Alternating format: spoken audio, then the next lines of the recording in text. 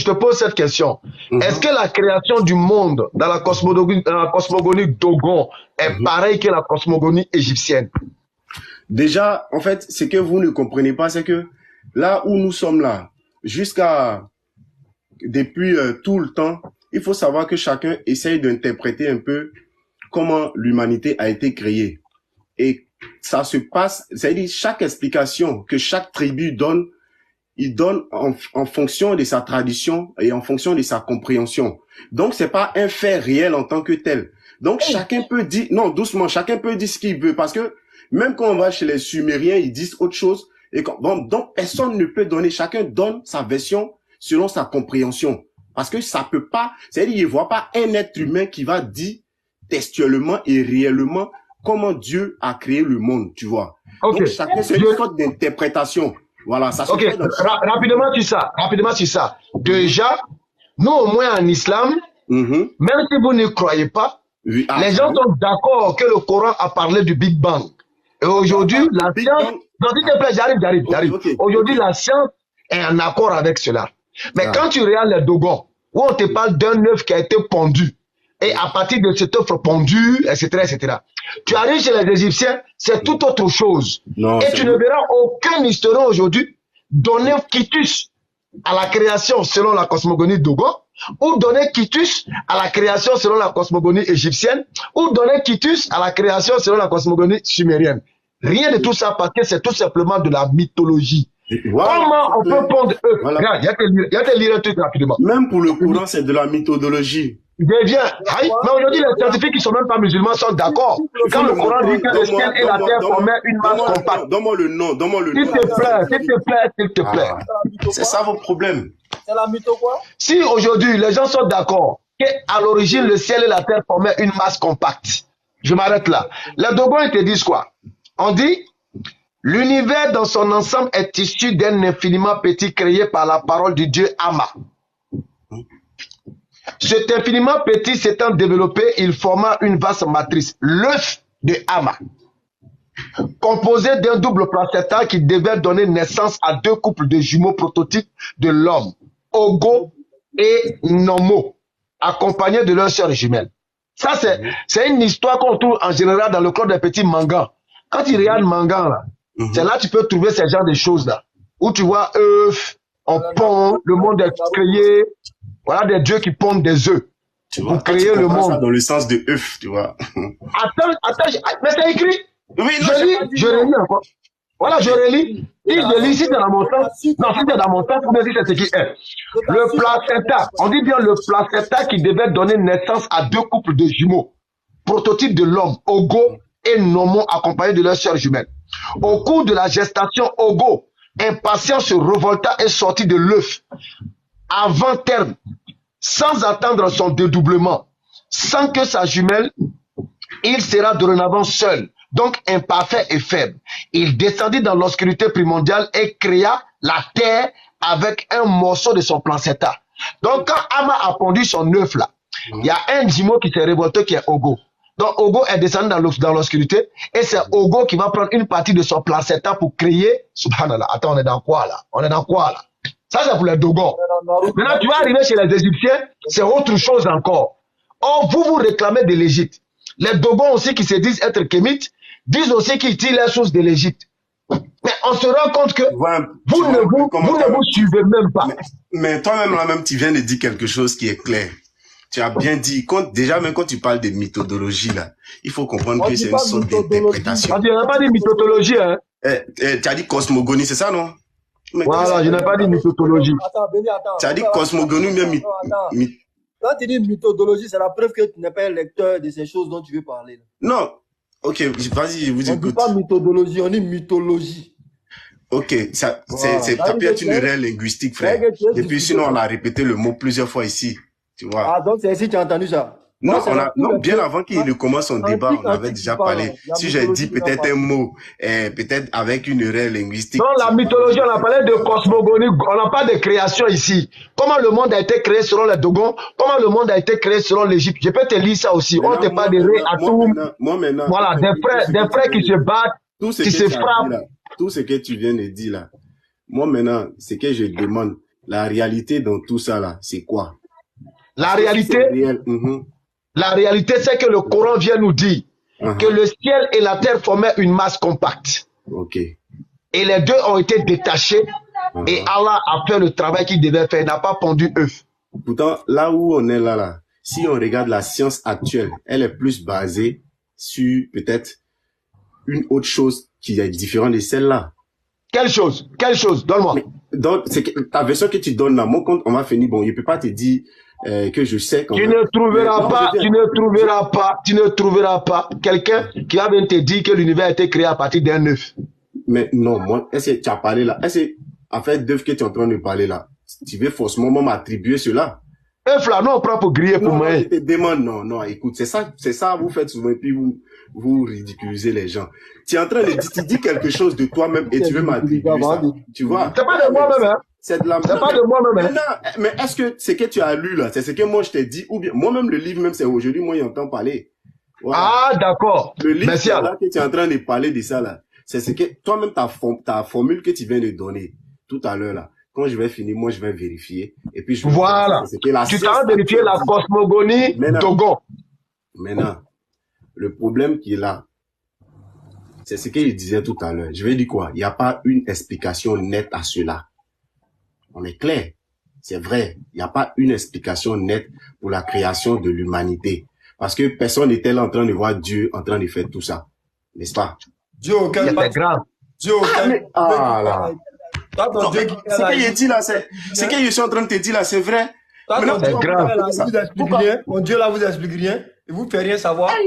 Ah, donc Dieu vous parle, vous? Bien sûr. Dieu nous parle. Ah, ok. Moi, il savait. Ah, vous voyez Dieu aussi? On t'a dit tout à l'heure. Mais il te parle comment? Très bien. Très bien. Quand on dit que Dieu nous parle, là, oui. Ça ne veut pas dire que Dieu vient dans notre sommeil et puis nous réveille, il dit, faut t'asseoir, on va causer. Tu vois? En causer, non. Voilà. Il a dit, il s'adresse à l'homme, soit par l'envoi d'un ange, par derrière un rideau ou par un songe.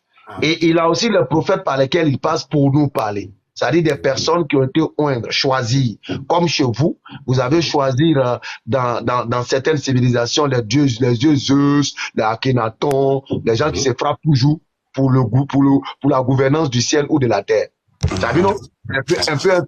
Voilà. Donc, quand on dit Dieu nous parle là, c'est au travers de notre observation. On regarde le ciel, on regarde la terre. Tout le monde dit la même chose. Non, non, on peut pas dire la même chose. Pas pourquoi? Parce que vous essayez d'arracher, je prends l'islam, voilà, de contredire l'islam pour nous faire croire que tout vient de l'Égypte et c'est l'Égypte qui est la mère de la spiritualité.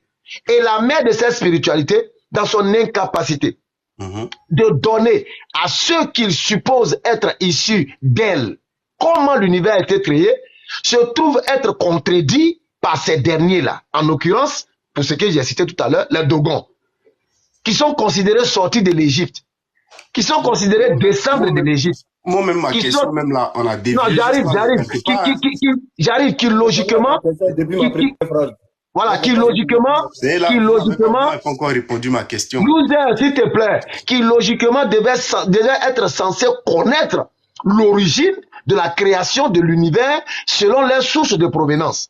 Mais malheureusement, on se rend compte que ceux-là même qui sont les Dogons contredisent votre soi-disant source qui vient de l'Égypte, qui serait la mère de la spiritualité. Et là, on se trouve dans un chevauchement de création. Tantôt c'est œuf, on a pondu, avec le jumeau d'Aplacenta. Non, faut pas jouer les... Non, ce que tu fais, c'est pas bien. Écoute, non, ce que tu fais, c'est pas bien. Tu as lu un document dont je ne sais même pas l'origine, je ne sais même pas qui a écrit. Je t'ai dit la cosmogonie. Voilà, la cosmogonie africaine. Ce que je te dis ou encore attribue-moi ce que je t'ai dit. Mais là, la cosmogonie africaine, collection. Non, faut pas jouer à ce jeu. Collection ethnographique de l'université Mac Bloch. S'il te plaît, voilà. S'il te plaît. Frère, non, il n'est pas familier aux recherches. Non, s'il te plaît. Non, ce qu'il fait là, vous-même vous êtes à côté là, c'est votre frère. Depuis le contexte, il a donné quelle information? C'est pas bien. Il a donné quelle information? Si tu vois, si tu vois un Dogon, tu lui demandes, il va t'expliquer sa version. Parce que ce que tu as expliqué là, moi je suis pas Dogon pour comprendre. Peut-être que j'ai une explication. Mais c'est l'explication de là. C'est écrit en français, non? Non, attends, c'est écrit en français, non? Bon, selon les Égyptiens, selon les Égyptiens, comme toi tu viens de l'Égypte, non, comme tu es issu de l'Égypte, selon les Égyptiens, comment l'univers a été créé? Ça, moi, en tout cas, ce côté-là, j'ai pas encore... S'il a répondu. Non. Selon les Égyptiens, comment l'univers a été créé? Toi, tu as les documents là-bas, non? Et moi, j'ai pas encore... Tu n'as pas honte. Tu n'as pas honte. C'est seulement dit, tu vois, non, tu laisses, déjà même à ma question, elle est où? Vous avez mis ça où? Ma question là, elle est où? Moi, j'ai répondu à ta question. J'ai déjà répondu à ta question. Où ça? Bon, qu'est-ce que j'ai dit? Bon, d'accord. Benny, excuse-moi. Qu'est-ce qu'il a répondu pour ma question? Il voulait demander simplement. Attends. Non, je vais reprendre la question, tu vas répondre. Je n'ai pas répondu à ta question, mais j'ai parlé, non? Tu ne connais rien, tu viens faire débat. Qu'est-ce que moi j'ai dit quoi? Non, tu dis... Attends. Tu as posé ta question là. Ma réponse qu'il a donnée, tu n'as pas satisfait, non? Mais j'ai dit quoi? Il faut répéter ce qu'il a dit. On dit de descendre, tu as tapoté l'écran. Le fan club, l'équipe de tapoter l'écran. J'ai posé une question. Tu dis tu as répondu. On te réclame en bas. Tu as répondu. Non, on ne peut pas résister quand on réclame là-bas. Quand moi j'ai répondu. Dis-nous comment l'Égypte a créé l'univers. Benny, quand j'ai répondu à sa question, c'est vrai, il estime que je n'ai pas répondu. Hein. Mais quand j'ai parlé pour ne rien dire là, j'ai dit quoi? S'il peut répéter, vous allez savoir qu'il n'a pas suivi. Il t'a dit que tu as répondu. Moi, je n'ai pas vu ta réponse. Donc, si tu peux reprendre, ça va me plaire. Maintenant, si tu ne peux pas reprendre aussi, là, tu me laisses te poser encore la même question. À essayer d'interrompre quand je parle. Je t'ai dit. Je n'ai plus parlé quand tu as commencé. Mais tu n'as rien dit. Les gens sont fatigués de tapoter. User, tu as demandé en bas. Quand tu dis que la pierre noire là, imite ton Demdem qui est en Égypte antique là. Voilà. Je dis ton Égypte antique là, le Demdem là, tu situes ça à quelle époque? À la basse époque ou bien à la haute époque? Chose dont je doute que tu connaisses. Est-ce que c'est pas vérifiable? Chez nous, c'est vérifiable. Ok, c'est à la basse époque ou bien c'est à la haute époque? Toi-même chez toi là-bas, là, tu peux pas donner la date parce que si tu peux pas donner la date. Bon, tu as parlé d'Abraham. Écoute, doucement. Tu as parlé d'Abraham. Même toi-même dans ton courant, même, il t'attrape encore. Et tu as parlé d'Abraham, non? Oui, on va aller doucement à toi. Tu as parlé, tu dis c'est Abraham et puis chose, comment on appelle là? Ismaël, qui ont construit la Kaaba, non? Maintenant, moi, je te demande, pourquoi, hein? Si c'est lui qui a construit, ça veut dire le prophète lui-même connaissait pas la direction de la Kaaba, alors. Il dit quoi? Non, mais attends. Si c'est Abraham, non, doucement, laisse-moi poser la question. Diabaté, il n'aime pas ça. Je pose la question et puis il mettait. Si c'est Abraham qui a construit, Abraham et Ismaël qui ont construit la Kaaba, c'est-à-dire c'était connu de tous, le prophète connaissait ça. Il connaissait la direction. Maintenant, dis-moi pourquoi toutes les premières mosquées sont dirigées vers la Pétra ou Jérusalem. S'il connaissait vraiment. Lui-même, il a dit dans le Coran là-bas qu'il a prié à chose, comment on appelle, dans la mosquée Al-Aqsa. La mosquée Al-Aqsa, elle est dirigée où? Tu vas pas me montrer une mosquée, hein, avant, c'est-à-dire une mosquée à l'époque du prophète Mohammed qui est dirigée vers la Mecque. Tu vas pas me montrer ça. Si c'est pas après 725. Donc, je vous écoute. Si lui maintenant, et puis encore, je te dis à l'autre Coran. Lui-même. Tapoter. Et les gens sont fatigués. C'est pourquoi on dit user la carte descendre, il va aller faire remplacement. Les gens sont horreurs. Il faut aller tapoter, grand frère. Il faut aller tapoter, user. Il faut descendre. Surat 244. Surat 244. Il devient intéressant. Écoutez-le. Il commence à donner des choses. Surat 244. Allah dit quoi là-bas? S'il connaissait, pourquoi ils vont lui donner une direction? Allons-y. Voilà. Donc, tu me réponds ça. S'il connaissait là, pourquoi Allah lui donne une direction nouvelle? Voilà. C'est-à-dire que c'est maintenant, tu es rentré. Voilà, c'est par là que tu devais commencer. Voilà. Et puis, tu me dis aussi, pourquoi les premières mosquées ne sont pas dirigées vers la Mecque? C'est tout. Il parle plus, il faut me répondre. Pas de problème. Tu as fini, non?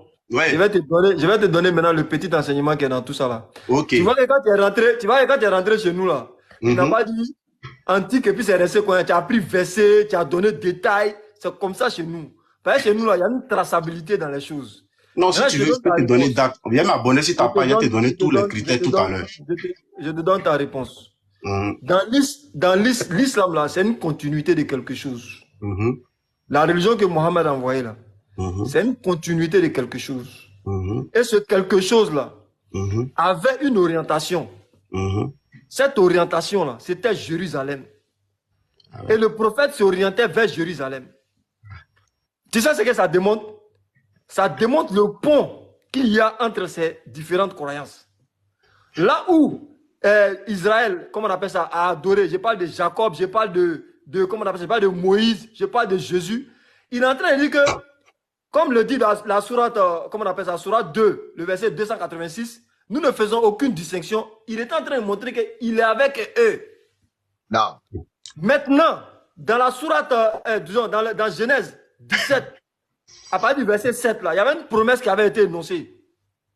Et cette promesse-là, on va voir dans la sourate 2, à partir du verset 124, comme je viens de le dire, et suite, on va voir qu'Abraham, lorsqu'il avait disparu, récit qu'on retrouve dans Genèse 9 et Genèse 10 là-bas, où Abraham se retrouve, n'est-ce pas, avec son fils à Jérusalem, à la Mecque, pour venir construire la Kaaba. On retrouve, dans cette Kaaba-là, on retrouve l'histoire dans la sourate 2, verset 124, où Allah subhanahu wa ta'ala donne l'ordre à Abraham de construire. Et Abraham fait la bénédiction pour dire, oh Dieu, fais sortir d'entre eux un prophète qui va leur lire le livre et va les assainir, ainsi de suite, et faire en sorte qu'ils viennent prier autour de la Kaaba. Et donc, en accomplissement à cette prophétie-là, le prophète Mohammed sallallahu alayhi wa sallam se tourne maintenant vers la Kaaba. Mais avant de se tourner vers la Kaaba, là, il va d'abord se tourner vers ses frères. Dès que le point est établi, il se tourne vers la Kaaba, qui était alors un endroit pris par les polythéistes. Et donc, quand cet endroit est assaini maintenant, le prophète, il prie, et nous qui sommes musulmans, prions. Il y a quoi d'extraordinaire dans ça? Les premières mosquées étaient effectivement dirigées vers Jérusalem. Toi-même, ce que tu as expliqué là, tu as compris quelque chose. Ah, okay. Il a bien compris. Non, okay, ne comprends pas, il veut dire quoi? Ma question, s'il vous plaît. Ma question, s'il vous plaît. Tu as dit, non, moi je répète ta question pour te montrer que j'ai compris. Tu as dit pourquoi toutes les mosquées sont dirigées, n'est-ce pas, vers Jérusalem. Et tu as dit Petra même. Tu as dit Petra. Oui, vers Petra. Vers Petra. Maintenant, la mosquée Al-Aqsa, elle est dirigée où? La mosquée Al-Aqsa elle-même, elle est dirigée où? Nous, nos mosquées musulmanes, sont dirigées vers Petra. Non, moi, je te demande.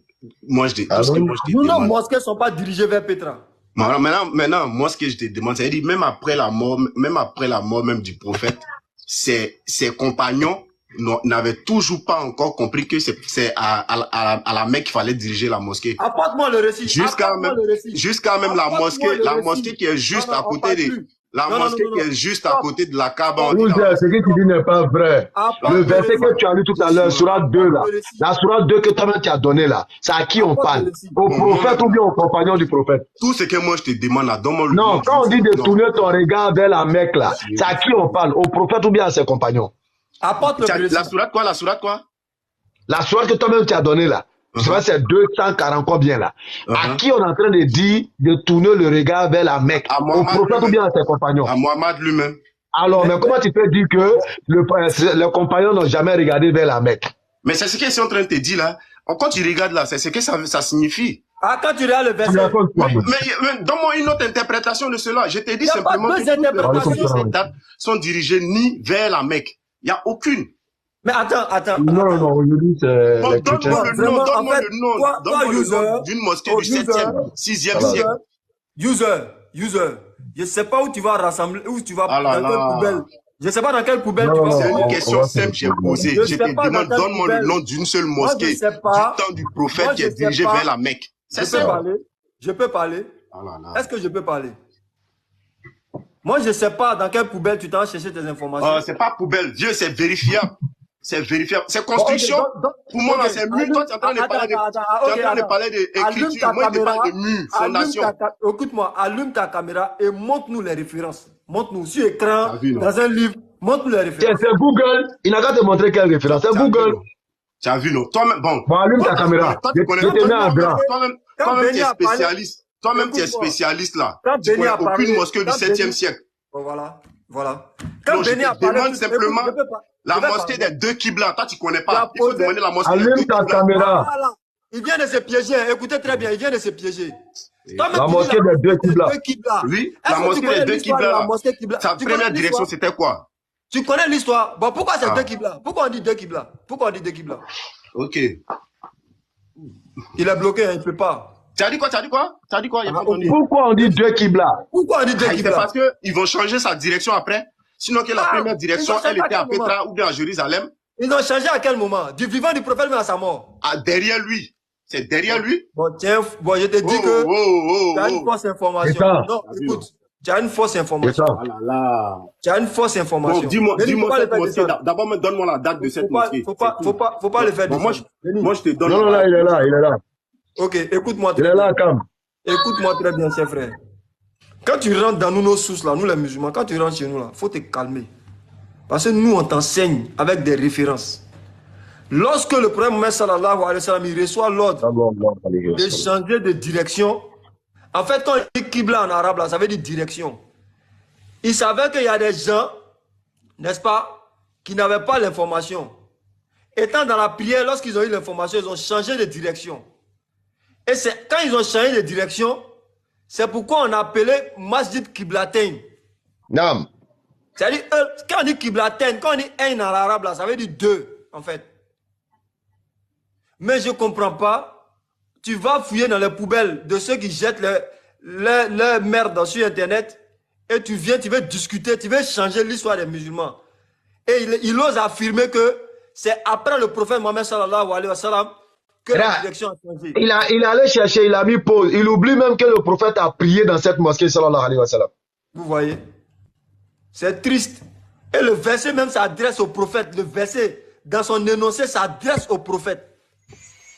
Et Allah lui fait cette grâce parce qu'il l'aime. C'est ce que son cœur voulait. Mais non, si c'est Abraham qui a construit là-bas. On ne parle pas d'Abraham. Est-ce que le prophète a prié dans cette mosquée des deux Qibla ou pas? Regarde la logique. Non, tu as menti. Tu as menti. User, attends. Si tu connais quelque chose, on ne peut pas te diriger là-bas. Attends. Est-ce que le prophète a prié dans cette mosquée ou pas? Quelle mosquée? De quelle mosquée? La mosquée des deux Qibla, qui est située à Médine. S'il a prié là-bas, c'est dirigé où? Tu as dit qu'il n'a pas prié, que c'est faux, qu'il n'a pas prié là-bas. Tu as dit ça. La mosquée que moi, je sais dans le Coran, je ne peux pas dire ce que je ne sais pas. Hein. C'est le seul verset qui dit que la prière, lis le verset. Lui dit la prière à la mosquée Al-Aqsa. Moi, c'est ce que moi je sais.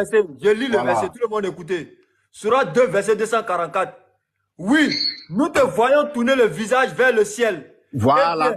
Nous te tournerons certainement vers une orientation qui te conviendra. Tourne ton visage donc vers la sainte mosquée. Où que vous soyez, tournez sur vos visages. Oui. Voilà. Maintenant, comme tu as pris le livre comme ça, là, derrière lui, là, quand il n'était plus là, tous les califes, quoi, là, dis-moi celui qui a dirigé sa mosquée là-bas, avant l'an 725. Dirigé où? Le prophète a dirigé vers la Mecque maintenant, puisqu'on lui a dit, et puis il savait maintenant, là. Pourquoi après lui, là, tout le reste, là, ils n'ont pas dirigé là-bas? Calme-toi maintenant. Le prophète a-t-il prié à la Kaaba ou bien il n'a pas prié là-bas? Question, sur ça je termine. Il a prié à la Kaaba ou non? Ce que je viens de te dire là, j'ai été tellement clair. Il ne va pas répondre. Toi, tu me poses la question comme si moi, il lit le Coran. Il va à la mosquée. Il a prié à la Kaaba. Tu ne lis pas le Coran, mais tu poses question sur le Coran. Je suis obligé de dire ce que je sais. C'est aussi simple que ça. Il faut aller apprendre encore le kémitisme. Tu vas apprendre le kémitisme et puis tu reviens, ok? La mosquée d'Al-Aqsa a une histoire. Après, on en parle. Alors, voilà un kémite, Uzer. Il ne connaît rien du kémitisme et puis c'est lui qui vient faire débat. Tu parles de Qiblatain, tu ne connais même pas l'histoire de la mosquée. Tu dis pourquoi après le prophète, comment le Coran peut dire de tourner le regard vers la Mecque et puis les compagnons après le prophète vont prier en ne regardant pas vers la Mecque. Il raconte quoi lui là? Il prend ça comme droit de la